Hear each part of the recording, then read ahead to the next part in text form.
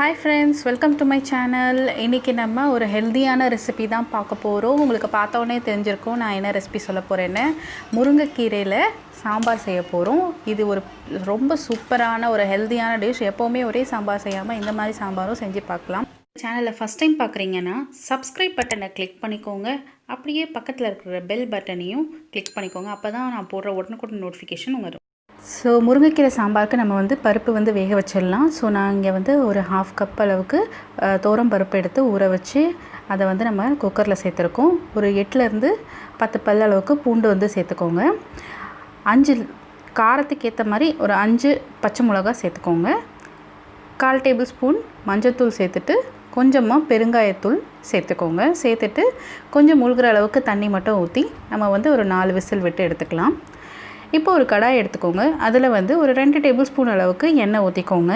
நீங்கள் நல்லெண்ணெய்லையும் செய்யலாம், ரொம்ப சூப்பராக இருக்கும். இதில் 1 டேபிள் ஸ்பூன் அளவுக்கு சீரகம், 1 டேபிள் ஸ்பூன் அளவுக்கு சோம்பு,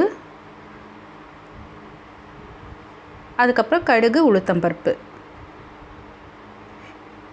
இது நல்லா பொரிஞ்சு வந்ததுக்கப்புறம் நம்ம காரத்துக்காக ஒரு ஃப்ளேவருக்காக தான் 2 காஞ்ச மிளகா சேர்த்துக்கலாம். நீங்கள் வரமிளகா நீட்டு இருந்தாலும் சேர்த்துக்கலாம், ஒன்றும் பிரச்சனை இல்லை. அப்புறம் ஒரு வெங்காயம் சின்ன வெங்காயம் எடுத்துக்கோங்க. ஒரு 12 பல் சின்ன வெங்காயம் எடுத்துக்கோங்க. நிறைய சேர்த்துக்கிட்டிங்கன்னா ரொம்ப சூப்பராக இருக்கும். ஸோ சாம்பாருக்கு எப்போவுமே சின்ன வெங்காயம் தான் நல்லாயிருக்கும். அதுவும் இந்த சாம்பாருக்கு நம்ம கண்டிப்பாக சின்ன வெங்காயம் தான் யூஸ் பண்ணணும். ஸோ இதை சேர்த்துட்டு அதுக்கப்புறம் ஒரு கொத்து கருவேப்பிலை சேர்த்துக்கோங்க. நல்லா சின்ன வெங்காயம் வதங்கி வர்றது வரைக்கும் நம்ம வெயிட் பண்ணுவோம். இப்போ நமக்கு ஓரளவுக்கு நல்லா வதங்கிடுச்சு. இப்போ நம்ம ஒரு தக்காளியை சின்ன சின்னதாக நறுக்கி இதில் சேர்த்துக்கலாம். இப்போ தக்காளி நல்லா மசிச்சு வரணும். ஏன்னா தக்காளி வேணால் நீங்கள் கொஞ்சம் அதிகமாக கூட சேர்த்துக்கோங்க. நம்ம புளி எதுவுமே சேர்க்க போகிறதில்ல இந்த சாம்பாருக்கு. ஸோ அதனால் நீங்கள் ஒரு பெரிய தக்காளி இருந்தால் சேர்த்துக்கோங்க, இல்லாட்டி 2 சின்ன தக்காளியாக சேர்த்துக்கோங்க. இப்போ நமக்கு நல்லா வதங்கி வந்ததுக்கப்புறம் இப்போ நமக்கு பருப்பும் வெந்து வந்துருச்சு. ஸோ நான் அந்த பருப்பு அதுக்கப்புறம் அதில் ஊற்றிருந்த தண்ணி மட்டும்தான் சேர்த்துருக்கேன், வேறு எதுவுமே சேர்க்கலை. ஏன்னா நம்ம கீரை குழம்பு பார்த்திங்கன்னா நம்ம நைட்டு வரைக்கும்லாம் வச்சு சாப்பிட முடியாது, இன்டைஜஷன் ப்ராப்ளம் வந்துடும். ஸோ அதனால் நம்ம மத்தியானத்துக்குள்ளேயே எல்லாமே சாப்பிட்டு முடிக்கணும். ஸோ அதுக்கேற்ற மாதிரி கொஞ்சமாக வச்சா போதும். இப்போ இதுக்கு தேவையான அளவுக்கு உப்பு சேர்த்துக்கோங்க. சேர்த்துட்டு இதை கொஞ்சம் நேரம் நல்லா அது கொதிக்கணும். குழம்பு நல்லா ஒன்றோட ஒன்றா நல்லா கொதிக்க விட்டுருங்க.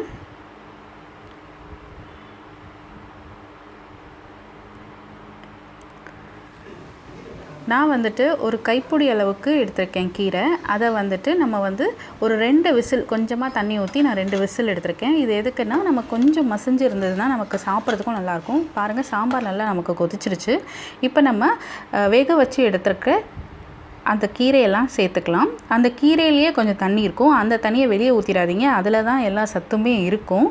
ஸோ அந்த தண்ணியை நம்ம இதில் சேர்த்துக்கலாம்.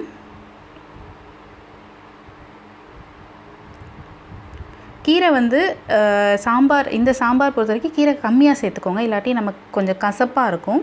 ஸோ ரொம்ப கம்மியாக சேர்த்துக்கோங்க, போதும். ஒரு கைப்பிடி அளவுக்கு போதுமானது. இப்போ இது ஒரு 5 நிமிஷம் நம்ம நல்லா இதோட நல்லா மிக்ஸ் ஆகி கொதி வரட்டும். இப்போ நமக்கு நல்லா சாம்பார் கீரை எல்லாம் சேர்ந்து நல்ல ஒரு கொதி வந்துடுச்சு பாருங்கள். இப்போ நம்ம கொஞ்சமாக கொத்தமல்லி தழை மட்டும் சேர்த்து இறக்கிடலாம். நம்ம சாம்பார் சூப்பராக ரெடி ஆகிடுச்சுங்க.